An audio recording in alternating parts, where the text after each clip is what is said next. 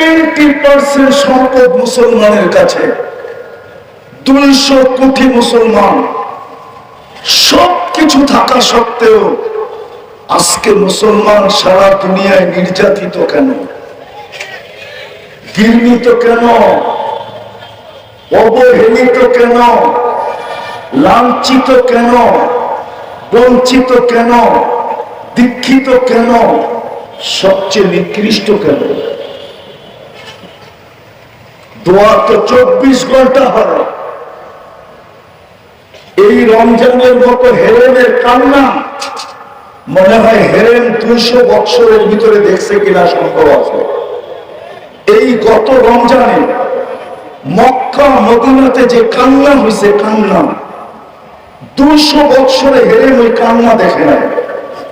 বলো, যারা রমজানে গেছে পুনরায় জিজ্ঞাসা করেন, 200 বছরের ভিতরে হেরেন এরকম কান্না দেখে নাই, এরকম চোখের পানি দেখে নেয়। কবুল তো হইল না। হইলে তো ফিলিস্তিনে দেরি 300 বাস করতো না, ঈদ রাশার গুলির ভিতরে হইতো না। সামনের ঈদও কি হয় জানি না। হুজুররা তো ডেলি দোয়া করে মাদ্রাসা গুলাতে, কবুল হয় না কেন? কেন হয় না? আমি আসল জায়গায় চলে আসছি, কেন আইবি সব চলে আসছে, গাড়ি দেখা দিতেছে। বিদায় কোন বক্তাকে বসায় আমি আমার ওয়াজ শোনাইতে রাজি না, ওনাকে বসায় রাখতে রাজি না। বিদায় আমি কথা শেষ জায়গায় চলে আসছি। কেন? আখিরাতি মিনাল খাসিরিন। وقال رسول الله صلى الله عليه وسلم ألا إن رخى الإسلام لدائرة فدوروا مع الإسلام حيث دار أو كما قال عليه الصلاة والسلام।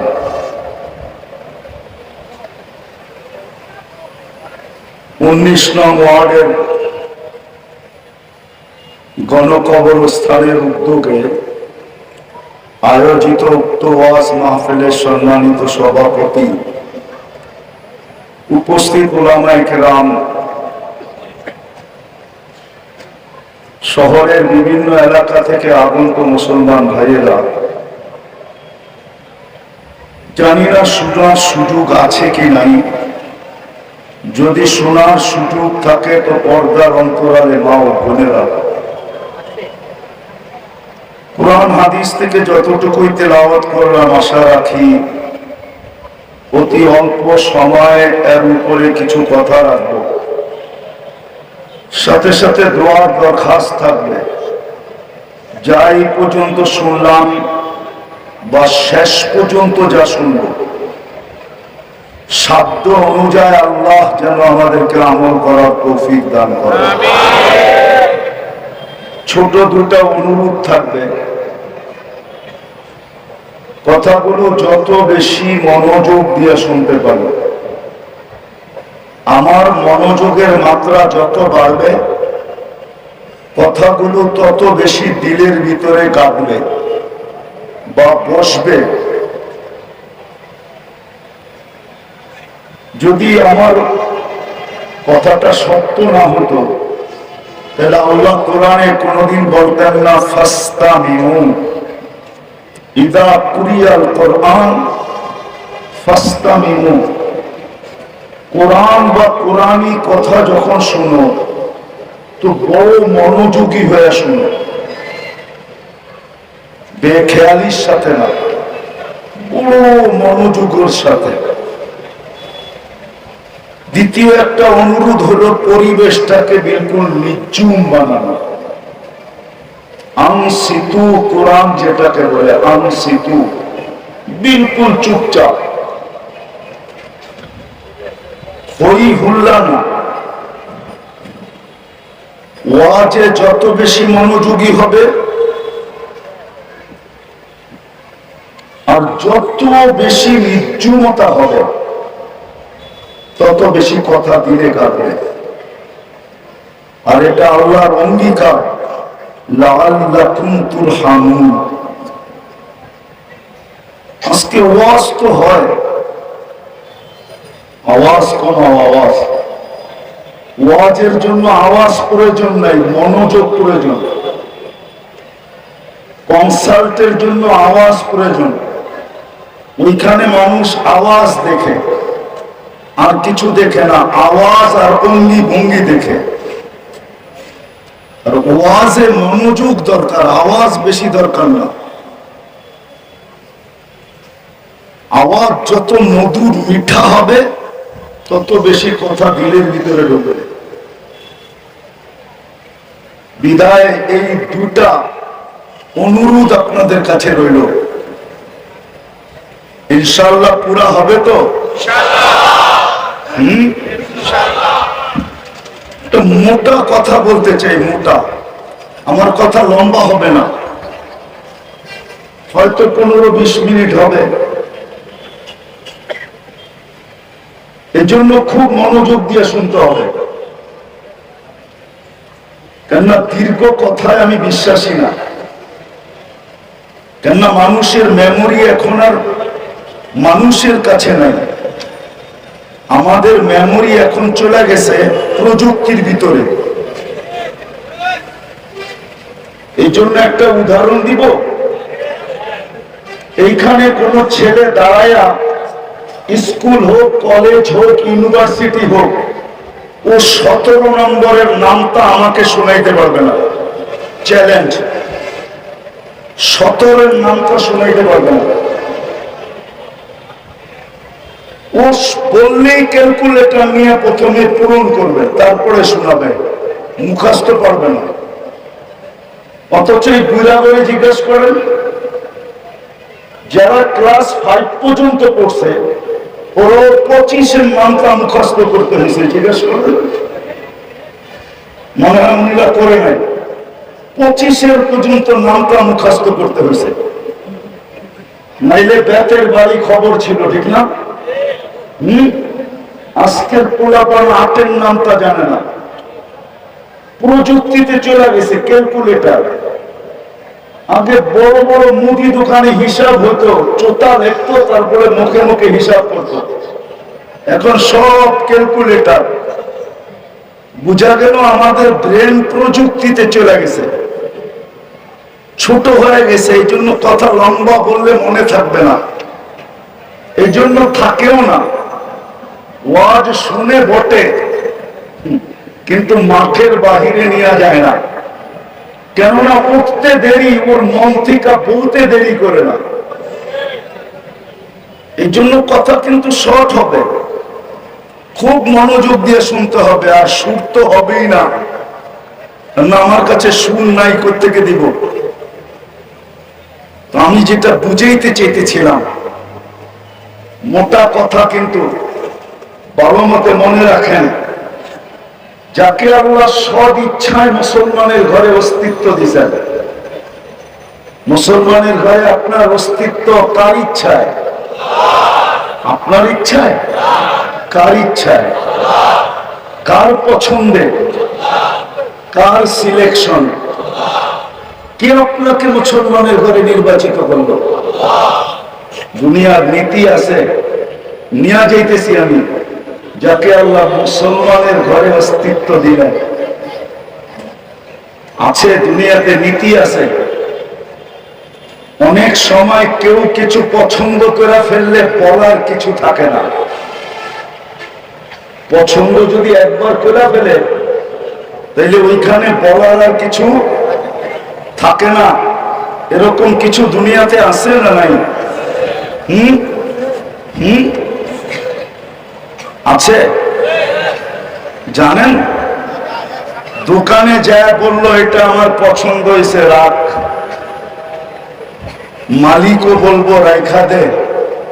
এটুক দিয়া যদি মন ভরে তাইলে ভালো। আর যদি কিছু বললাম, হইতে পারে কতক্ষণ পরে বিরাট একটা লিস্টি পাঠায় দিবে, আর আমি পুরা উঠায় দিতে বাধ্য হব। আছে এরকম না নাই? না মনে হয় বোঝেন না আপনারা? আছে।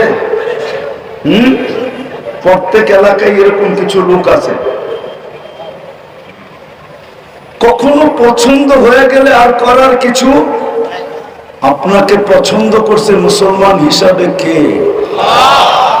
কে নির্বাচিত করছে? কে চয়েস করছে? মনে থাকবে তো এটা? মুসলমান হিসাবে কে চয়েস করছে? আরে বাবা মতে বলেন। আল্লাহ বললে গুনাহ হবে না, প্রত্যেকবারে 40 নেকি পাবেন। 40 নেকি। যতবার আল্লাহ বলবেন অতবার কত নেকি? কত? মনে হয় কম মনে হলো, ঠিক না? হ্যাঁ, এই উম্মত তো 1 নেকি দিয়ে জান্নাতে যাবে, আপনার কাছে তো 40টা আছে।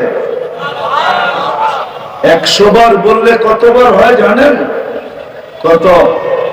কয় হাজার নেকি হয়? হ্যাঁ, 4100 বার আল্লাহ বললে। বলে তো না, বলেন।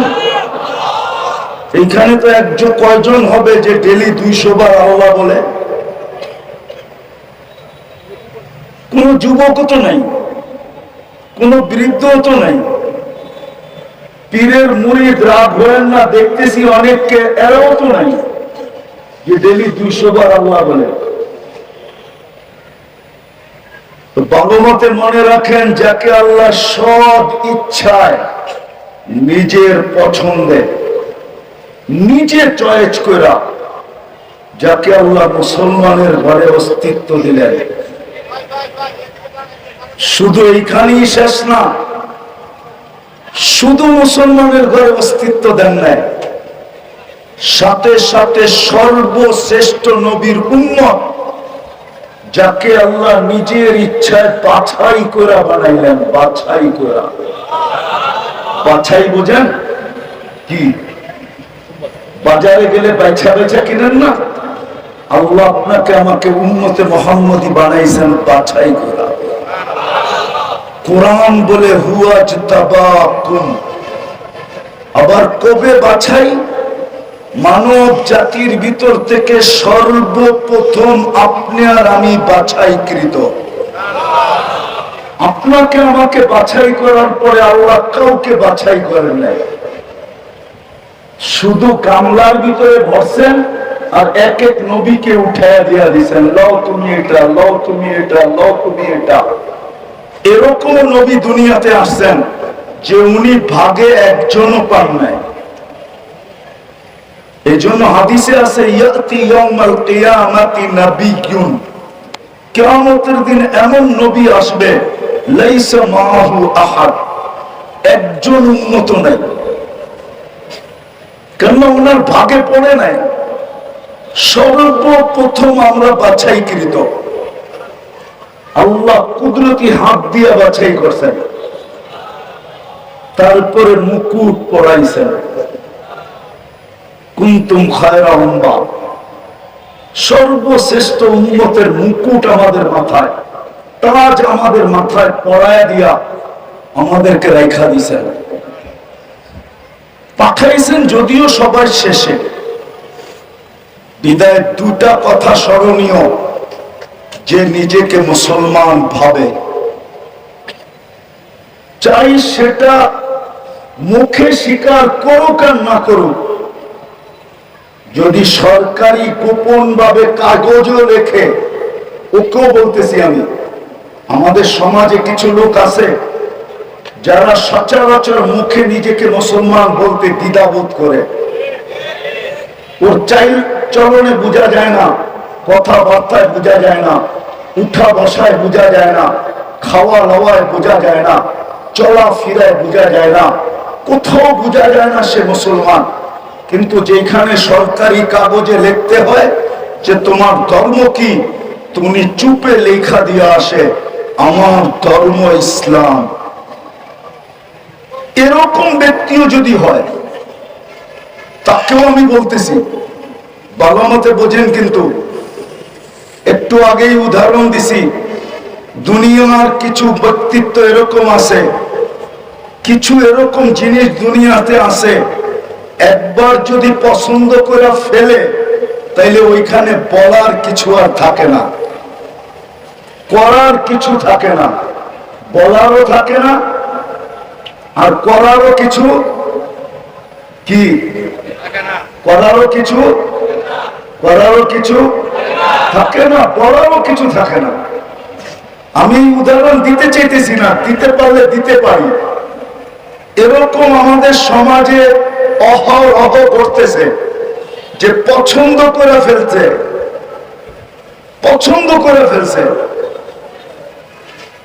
এখন করার কিচ্ছু নাই। একটা ইঙ্গিত দিলাম, যা দাম ধরবে ওই দামে দলিল করে দিয়ে আসতে হবে। মনে হয় বোঝেন না?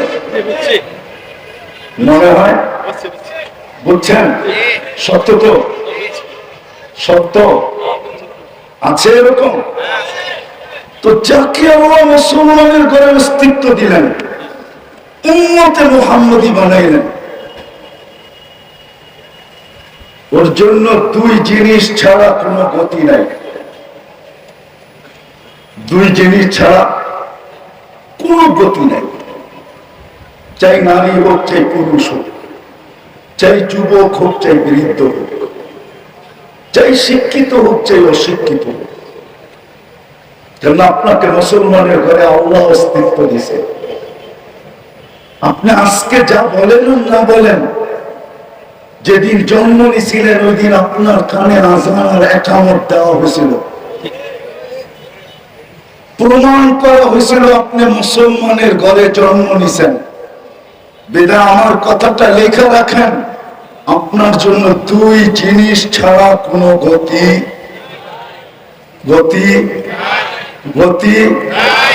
যতই তুমি চুলের স্টাইল করো, যুবকরা কিন্তু ইন্টারনেট নেটে দেখা ছাড়া এখন চুল কাটে না। জিজ্ঞেস করেন, এরা নেটে দেখে ডিজাইন চয়েস করে তারপর স্ক্রিনশট দেয়, তারপরে সেলুনে নিয়ে যায়। 50 টাকার চুল ঈদের সময় 1000 টাকা দিয়ে কাটায় আসে, তারপর 5-6 ঘন্টা বসা থাকা।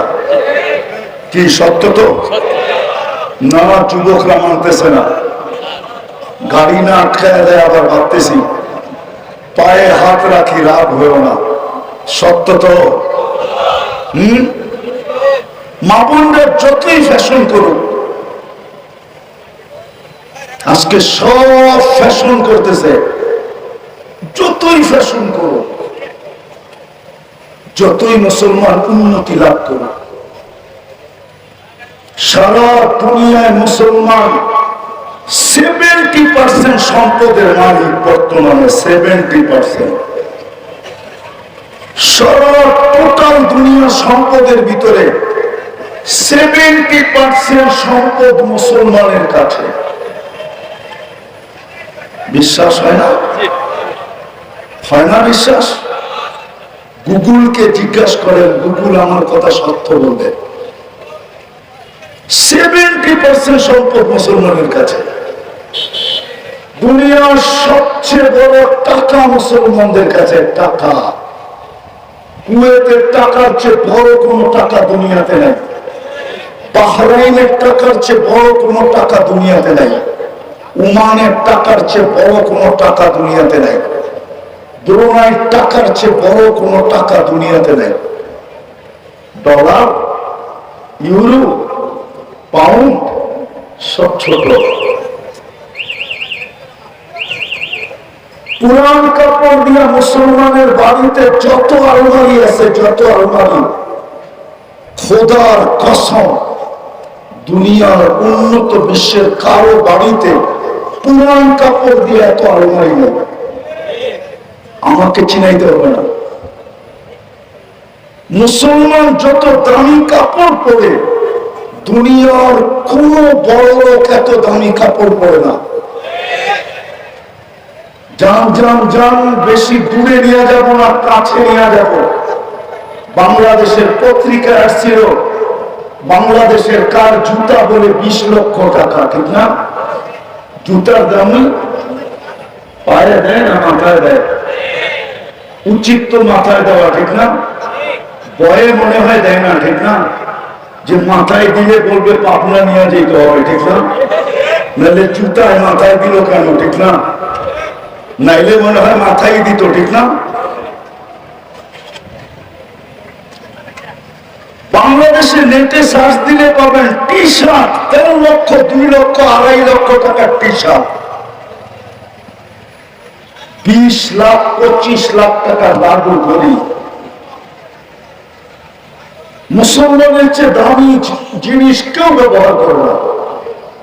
যুবকরা যদি বিশ্বাস না করো, তোমার মোবাইলে যদি নেট থাকে, তাহলে তুমি দেখো বিল গেটসের একটা শার্টের দাম কত নেটে দেওয়া আছে, ওর প্যান্টের দাম কত দেওয়া আছে, ওর জুতার দাম কত দেওয়া আছে। দেখো দেখো কয় টাকা দাম। আর বাংলাদেশে তুমি, আমি দেখায় দিব তোমাকে, শুধু গেঞ্জির দাম 60,000 টাকা। কি গেঞ্জির দাম? আমি বুঝানোর জন্য বলতেছি, কটাক্ষ করার জন্য না। 70% সম্পদ মুসলমানের কাছে, 200 কোটি মুসলমান, সবকিছু থাকা সত্ত্বেও আজকে মুসলমান সারা দুনিয়ায় নির্যাতিত কেন, ঘৃণিত কেন,